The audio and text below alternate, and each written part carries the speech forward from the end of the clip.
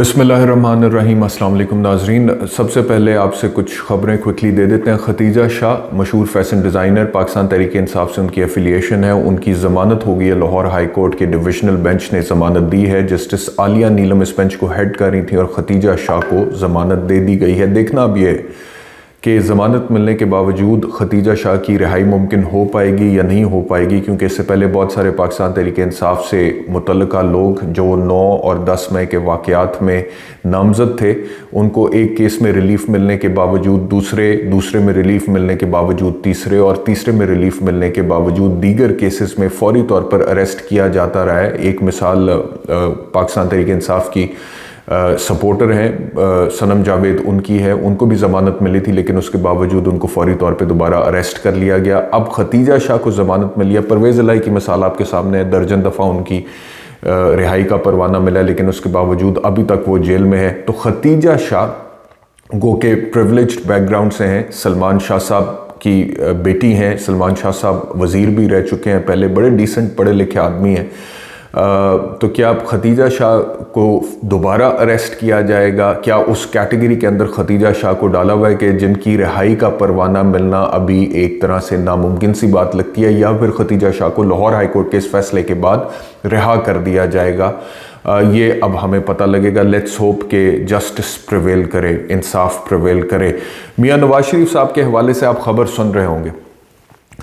अच्छा, मैं ना बड़ा फैसिनेट होता हूँ जब मैं लोगों को तज्जिया करते हुए वैसे तो नॉर्मली ऑनेस्टली स्पीकिंग मैं इतना लंबा चौड़ा तज्जिए लोगों के सुनता नहीं, लेकिन जब कभी मेरी नज़र पड़ जाए, कोई मुझे भेज दे, मैं वो देख लूँ, तो मैं देखता हूँ और मैं सोचता हूँ कि यार कि ये बंदा इस तरह से तज्जिया कर रहा है, तो ये या तो ख़ुद अपने आप को बहुत स्मार्ट समझता है या फिर ये लोगों को बड़ा बेवकूफ़ समझता है। क्योंकि जिस तरह से लोग कुछ बातों के ऊपर तज्जिया कर रहे होते हैं ना, साफ पता लग रहा होता है यार कि ये किधर से आ रहे हैं और क्या कर रहे हैं। मिसाल के तौर पे मैं अभी देख रहा था कि मियाँ नवाज शरीफ की प्रोटेक्टिव बेल के हवाले से आज जो इस्लामाबाद हाई कोर्ट ने एक ऑर्डर दिया है जिसमें कल दलाइल तलब कर लिया, नैब को नोटिस कर दिया जी। अच्छा, ये भी मैं आपको बताता चलूँ इससे पहले कि मैं मुद्दे पर आऊँ कि नैब के जो वकील साहब इस्लामाबाद हाई कोर्ट में मौजूद थे, उन्होंने पहले ही कह दिया जज साहिबान को कि सर हमें इंस्ट्रक्शंस हैं कि मियाँ नवाज शरीफ की बेल अगर है तो हमें कोई एतराज़ नहीं है। तो इस पे जस्टिस गुल हसन औरंगज़ेब, जो आपको याद होगा कि पहले एक दफ़ा कह चुके हैं कि जी प्रेस कॉन्फ्रेंस करें, आपने की या नहीं की, क्योंकि आपकी रिहाई का ताल्लुक प्रेस कॉन्फ्रेंस से है किसी एक रहनुमा को पाकिस्तान तहरीक इंसाफ के। और दूसरी दफ़ा एक दफ़ा आप दीदा भी हुए थे कि वो कहते थे हमारे फैसलों पर अमल दरामद ही नहीं होता, हम जमानतें देते हैं, लोग फिर पकड़े जाते।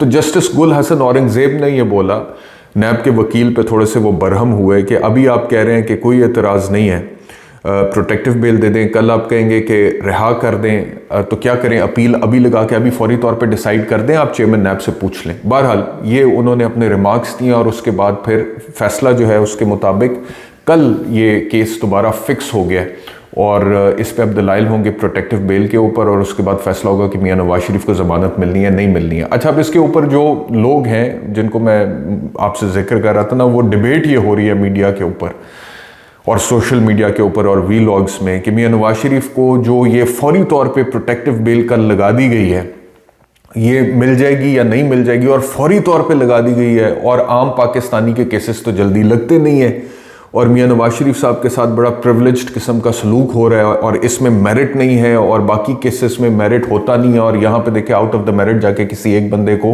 किया जा रहा है, अकोमोडेट किया जा रहा है। अच्छा, पहली बात तो यह है कि मैं आपसे अर्ज़ कर दूं कि ये जो ऑर्डर मैंने इस्लामाबाद हाई कोर्ट का पढ़ा है ना जी, इसमें लंबी चौड़ी कोई बात नहीं। उन्होंने कहा है कि प्रोटेक्टिव बेल फाइल की है, बंदा इश्तिहारी है और ये केस लॉ साइट किया उसके वकील ने, स्पेशल प्रोसिक्यूटर नैब का वहाँ पर मौजूद था, उसने कह दिया कि मुझे इंस्ट्रक्शंस हैं कि हमें कोई एतराज़ नहीं है कि अगर कोई इश्तिहारी आके सरेंडर करना चाहता है कानून के सामने, लेकिन फिर भी हम नोटिस कर रहे हैं to the respondent for tomorrow 19/10/2023 और ये कल के लिए केस लगा दिया। अब इसमें से जो हमारे दानिश्वर हैं वो कह रहे हैं जी देखें क्या रिलीफ दे दिया नवाज शरीफ को, देखें एक आम नज़ीर, मजीद, शफीक, रफ़ीक, आम पाकिस्तानी जो होता है उसको रिलीफ नहीं मिलता और मियाँ नवाज शरीफ का ठक करके केस लगे। और इमरान खान का वो केस नहीं लगा था, वो जो तोशा खाना वाला था, सज़ा मौतल। पहली बात तो मैं आपको ये बता दूं कि अभी ये सज़ा मौतली वाली बात नहीं, it is only the protective bail. तो यानी कि आपने तनकीद भी करनी है ना, मिसाल के तौर पे मियां नवाज शरीफ को रिलीफ देने के हवाले से ही करनी है, तो उसमें मेरिट होना चाहिए ना, मेरिट्स पे तनकीद करनी चाहिए। अच्छा, उसके बाद मैं देख रहा हूं कि जी ये देखें आउट ऑफ द वे, जैसे मियां नवाज भाई, जमानत जब एक दिन फाइल होती है अगले दिन लगती है, और अगर प्रोटेक्टिव बेल का मामला है तो वो उससे अगले दिन अदालत उसमें डाल देती है, because if there is some sort of an urgency involve के बंदा आ रहा है, वो लैंड कर रहा है और उसकी फौरी गिरफ्तारी का डर है, तो उसको प्रोटेक्टिव बेल दे दी जाती है कि वो मुतलका फॉर, ये एक अलहदा वैसे कि मियां नवाज शरीफ को मिल सकती है, नहीं मिल सकती, मेरा ख्याल है नहीं मिल सकती। Why? Because Mian Nawaz Sharif is not just a proclaimed offender, इश्तिहारी अंडर ट्रायल प्रिजनर है, ही इज अ कॉन्विक्ट, उनको सजा हुई है, तो सजा की मौतली होती है, उसके लिए सस्पेंशन ऑफ सेंटेंस की एप्लीकेशन डालनी पड़ती है मेन अपील के साथ, और वो जब तक सजा मुअत्तल नहीं होगी तब तक गिरफ्तारी से बचा नहीं जा सकता एक कॉन्विक्ट का। तो मियां नवाज शरीफ की जो लीगल टीम है वो out of the way protective bail लेने की कोशिश कर रही है। अब उसका जो प्रोसीजर है ना, उसके ऊपर मीडिया के कुछ दानिश्वर एतराज उठा रहे हैं कि बड़ा स्पीडीली हो रहा है, ऐसे हो रहा है, वैसे हो रहा है।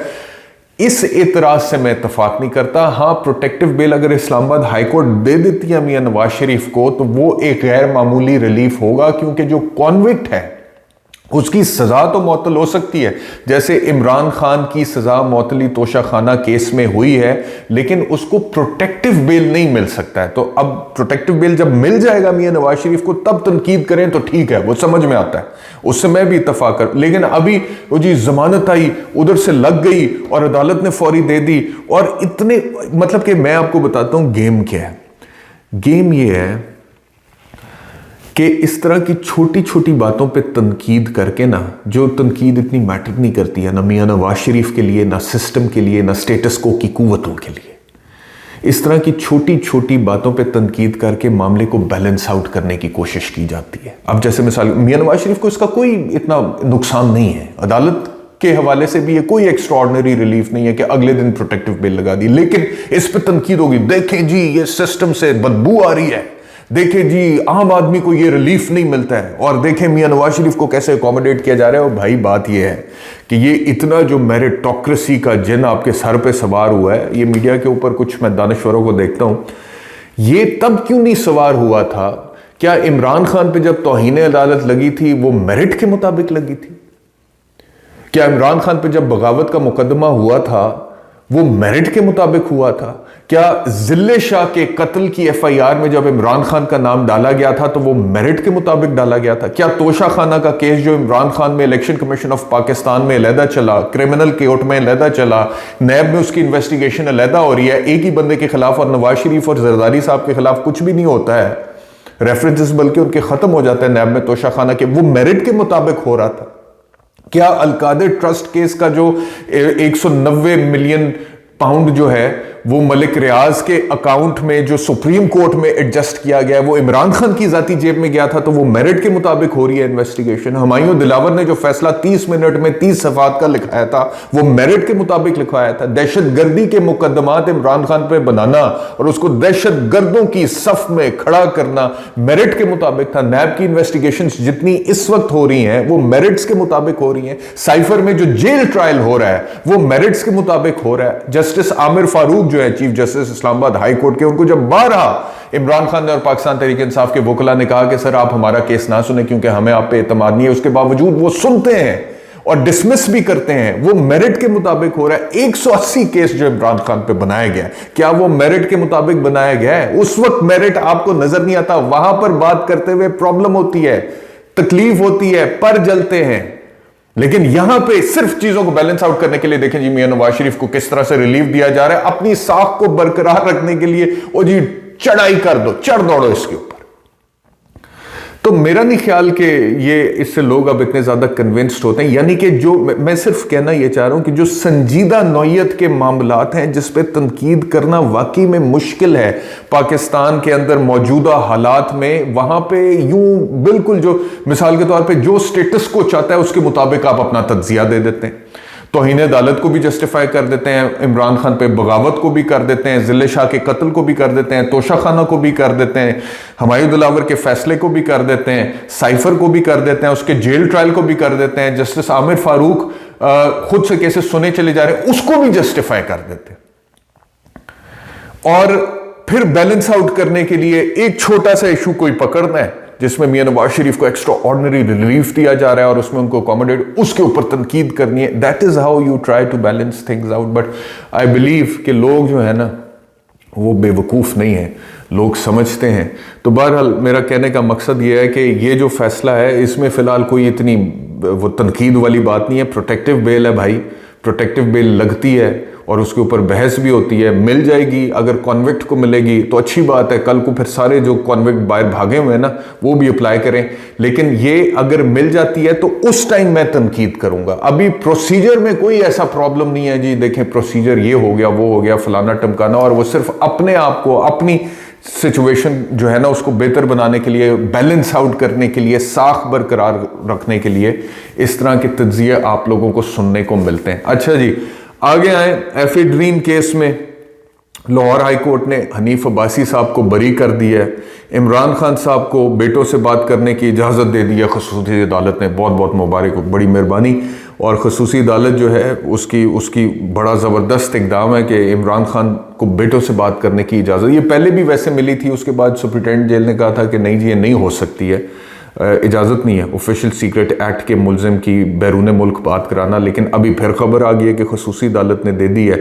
मैंने वो कल भी कहा था, मैं आज फिर कहता हूँ कि जिस तरह कुर्बानी के जानवर को ज़िबा करने से पहले उसका ख्याल रखा जाता है, उसको पानी पिलाया जाता है, चारा खिलाया जाता है, उसको प्यार किया जाता है, फिर छुरी फेर दी जाती है, इमरान खान के साथ ऐसा सलूक मत करें कि जी इवेंचुअली जेल ट्रायल देना है, ट्रायल ओपन नहीं देना, ट्रायल पब्लिक नहीं देना, ट्रायल फेयर नहीं देना, ट्रायल जेल में ही देना है, सीक्रेट देना है, इन कैमरा देना है, लोगों को पता ना लगे क्या हुआ, इंसाफ हो रहा है नहीं हो रहा।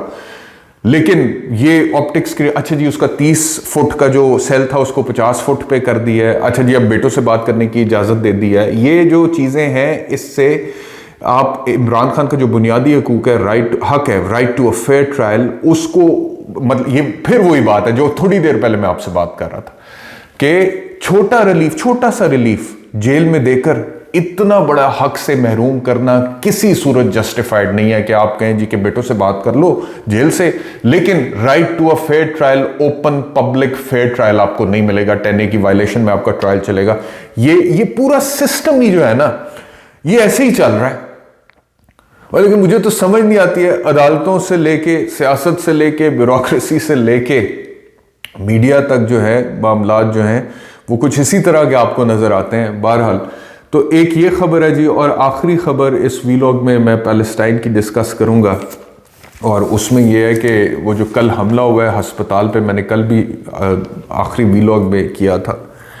अच्छा अजीब बात यह है कि अब क्या कहें इसके ऊपर। अब देखें उसके ऊपर वो इजराइल जो है उसने कह दिया है कि ये तो फेल्ड रॉकेट लॉन्च था हमास की तरफ से, यानी कि खुद ही हमास ने रॉकेट फायर किया था इजराइल पे और वो निशाना नाकाम होके हस्पताल पे उधर ही गजा पे गिर गया। और इस चीज़ को अमेरिका के सदर जो बाइडेन ने अपेरेंटली एक्सेप्ट कर लिया है। ये बैनुल-अक़वामी मीडिया की खबर है कि वो जी उन्होंने उस चीज़ को एक्सेप्ट कर लिया, और जो जानी नुकसान है वो आपके सामने है, और उसमें बहुत बहुत ज़्यादा जानी नुकसान है, और देखकर दिल खून के आंसू होता है जिस तरह इंसानियत की तज़लील हो रही है, इंसानियत का कत्ल हो रहा है। बस हर जगह की अपनी एक ट्रेजेडी है, और ये अभी तक के वीलॉग में दोबारा आपसे मुलाकात होगी। अपना ख्याल रखिए। अल्लाह हाफ़िज़।